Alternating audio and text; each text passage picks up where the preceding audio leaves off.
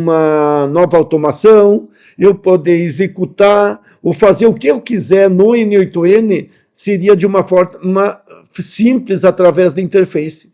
Então, nós estamos no início de uma virada, que é chamado de Vibe Code.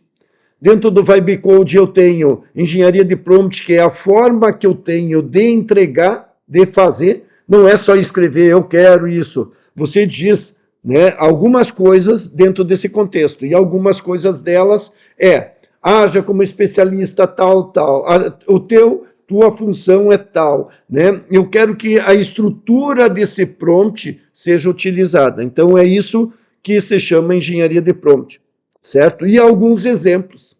E daí a gente já evolui para uma outra que se chama engenharia de contexto, onde que eu tenho, além da instrução da engenharia de prompt, eu tenho contextos. Por exemplo, eu tenho memória de trabalho, né, que é aquela que fica na hora ali, memória curta, que seria, eu quero os últimos contatos que eu tive dessa pessoa que eu estou falando, e a memória permanente, que seria talvez o histórico daquele cliente, daquela pessoa, de que eu estou falando.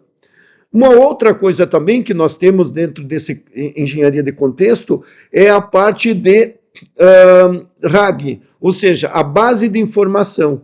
Então, eu poderia dizer, eu quero todos os exemplos desses documentos, eu estou falando sobre Bíblia, eu queria ter a Bíblia lá dentro, eu estou falando sobre leis, eu queria ter a Constituição ali dentro, né? Eu quero atender clientes, eu quero que tenha como eu trato o cliente e quais são os produtos que eu tenho. Depois também nós temos as nossas bases de dados de armazenamento de informação, que não são os RAGs, mas são dados exatos. Por exemplo, valores de produto, certo? Outra coisa que nós podemos ter, datas, informações, registros, né, exatos que eu quero. Estoque, então é uma base que eu usaria o Supabase, ou eu usaria uma planilha e assim por diante. E além disso também a gente tem um outro aspecto que é que entrada que eu tenho, que saída que eu tenho, né?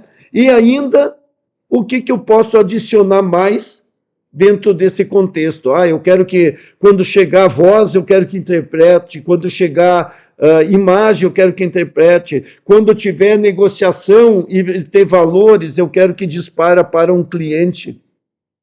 Aliás, dispare para um gerente ou para um vendedor humano, assim por diante, beleza? Então isso é um novo conceito que a gente tem aqui. E para fazer funcionar e aparecer aqui, são várias coisas que a gente tem que fazer. E por isso que nós temos lá aqui na comunidade, no inema.n8n, que é um grupo que nós temos dentro